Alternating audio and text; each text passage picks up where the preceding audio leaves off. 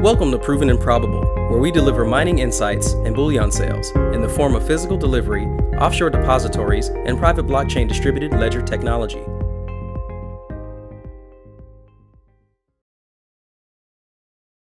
Welcome to Proven and Probable. I'm your host, Maurice Jackson.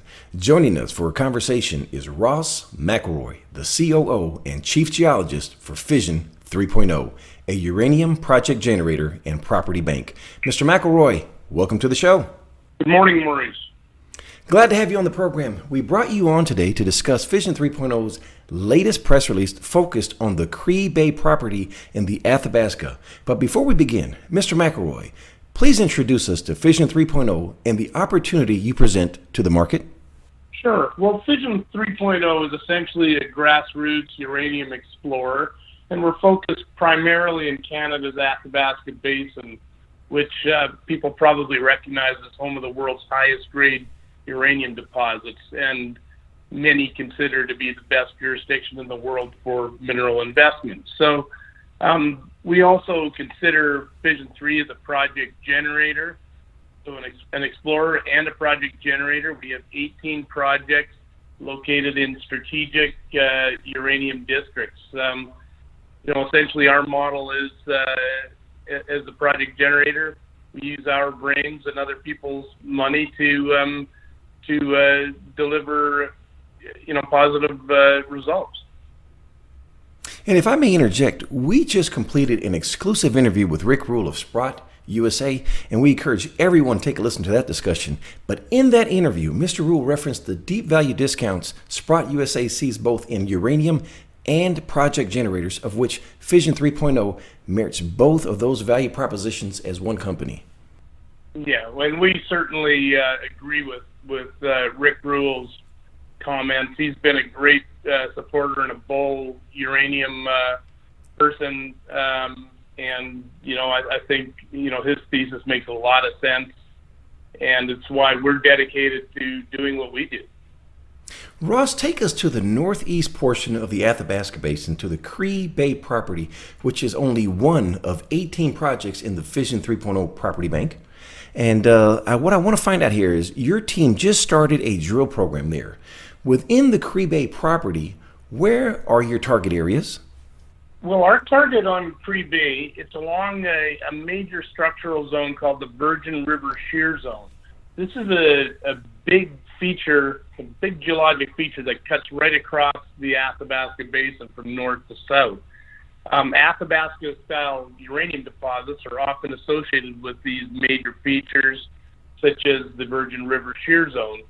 And in fact, along that shear zone, there's a past-producing Nisto mine, which delivered high-grade uranium, and that old mine is located just 7 kilometers along strike to the north of the Cree Bay project. So we do know that this is a known feature that does, produce a style for high-grade uranium, and Cree Bay is situated battled right across the Virgin River Shear Zone. So. Now, based on your research and analysis, why did you select these 3 targets? Sure. Well, being at or near the major Virgin River Shear Zone, I think is probably the most important thing, and that's these targets are along there. Now, we've done some detailed geophysics to fine-tune where we think the most prospective areas are along this trend. So we're drilling features that give localized geophysical signatures that are typical of alteration and fluid activity, and these are features that are important for hosting high-grade uranium deposits. So we have all those elements, big structural plane, plus the localized nuances that have the signatures of where deposits could be. How deep will Fission 3.0 be drilling? Well, this is a new area. We've not drilled in this area. There's no holes really nearby, a few kilometers away. So it's virgin territory for us. But we'll probably be testing about 400 to 600 meters depth in these holes. We expect to hit the unconformity at around 400 to 550 meters depth. And I'll just briefly explain this unconformity. It's the interface between the overlying Athabasca sandstone and the underlying basement rocks. And a number of deposits in the Athabasca Basin are located right at that interface. So that's what we're targeting at depth. And as I said, we expect on this property to hit it somewhere between 400 to 550 meters depth. How long will the drill program last, and when should we expect results? Well, we think the program should take anywhere between 2 to 3 weeks. We'll be releasing drill results soon after the drilling is complete. We do test for radioactivity, which we can measure right away as we drill. So, we can send a probe down at the end of the hole, plus we have hand instruments that measure radioactivity. So if there's mineralization there, we'll know it right away. But we also test for geochemistry. In other words, we systematically sample the sandstone and the basement rock for geochemistry, because if there's no mineralization directly near the hole, the geochemistry plume may help us vector into where a deposit might be hiding. So we'll see anomalous chemistry in uranium, cobalt, moly, these sort of things and boron that help us figure out where the deposit may be. So both radioactivity and geochemistry. Looking at expenditures, how much capital will be allocated to this drill program? Well, the Cree Bay drill program is budgeted at $500,000. That's Canadian. So $500,000, and as I said, about 2 to 3 weeks to do the program. And will Fission 3.0 revisit the Cree Bay property again this year? Well, we'll see. You know what? This is our first pass of drilling on the property, and we've just started the first hole. So, if the results come back, if we find mineralization, we'll absolutely be there testing follow-up. And if it's anomalous or exciting, if it has the right signatures that tell us that this is a project that we want to focus on, we'll absolutely be back there. So, I think you can expect to see multiple drill programs on this project over the course of the near future.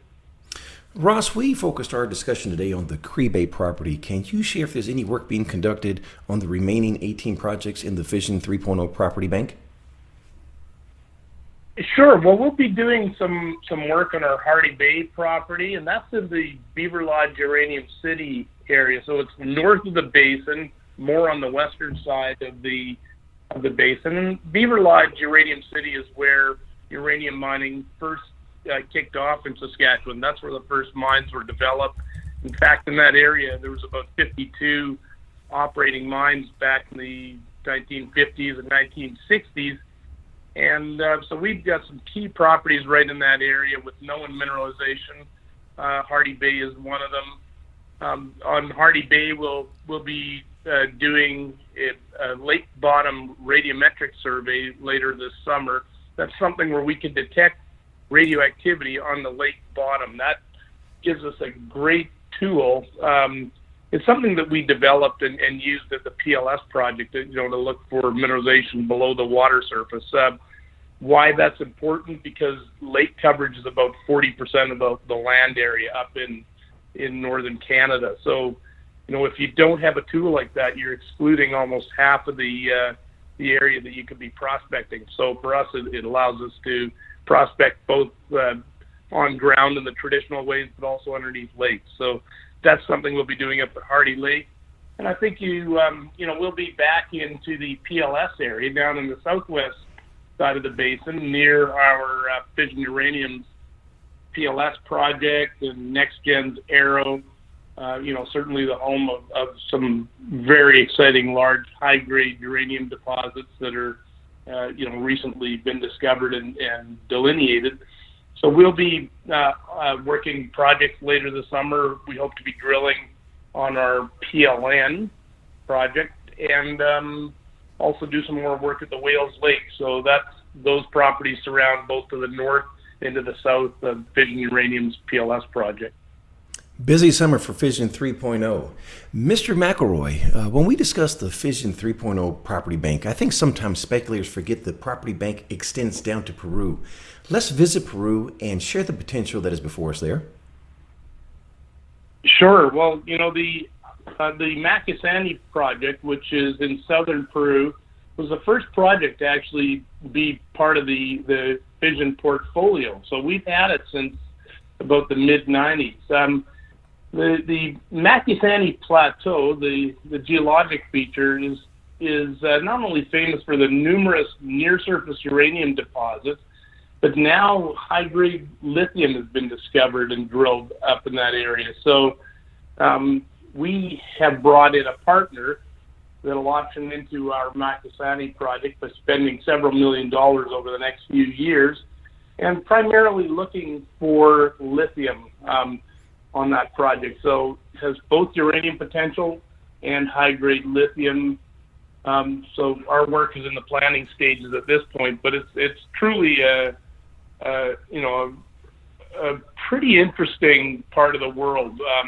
So let's say not only does it have the potential for near-surface uranium deposits, but the high-grade lithium is a real sweetener in the area. So we want to be busy down there as well.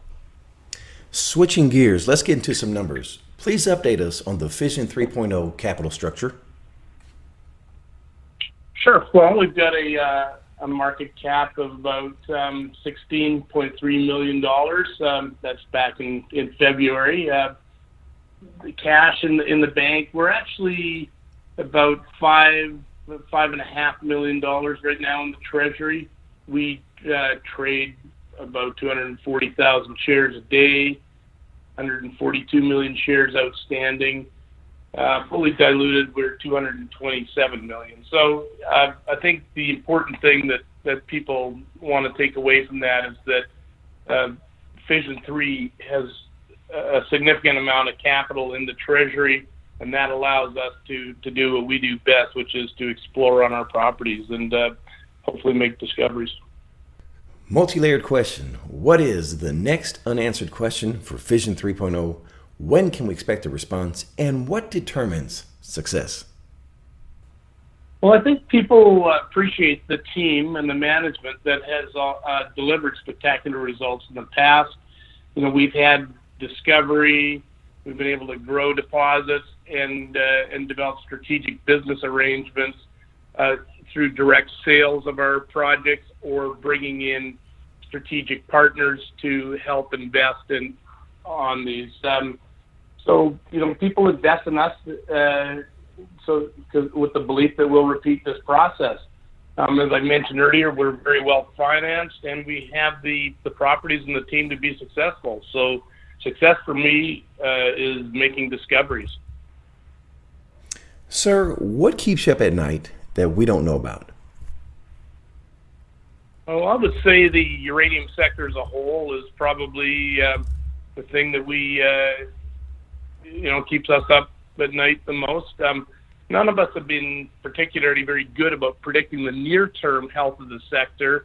The price of the commodity is presently low. It has been climbing, but it's low. But I think more importantly is we know that the demand is strong and growing.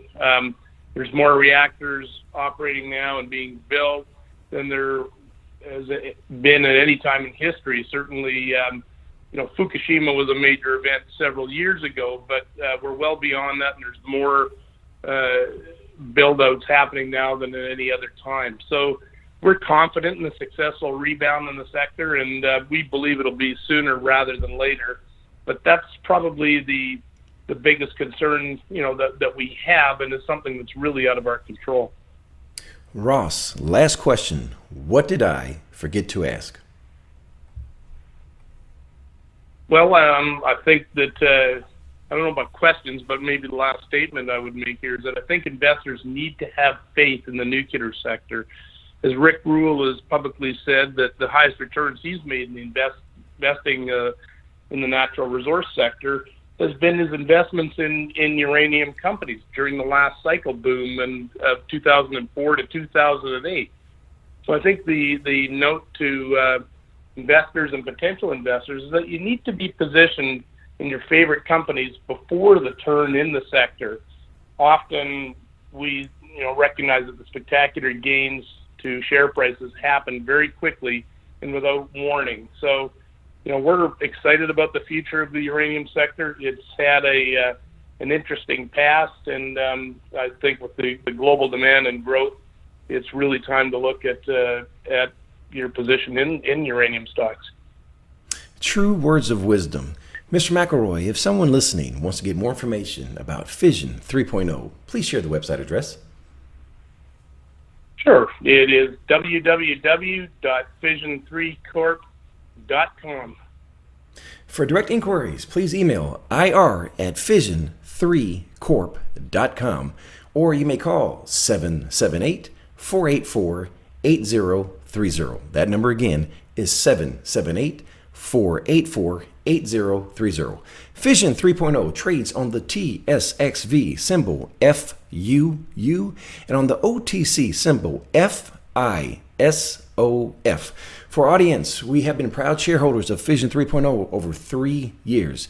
And last but not least, please visit provenandprobable.com for mining insights and bullion sales. Ross McElroy of Fission 3.0, thank you for joining us today on Proven and Probable.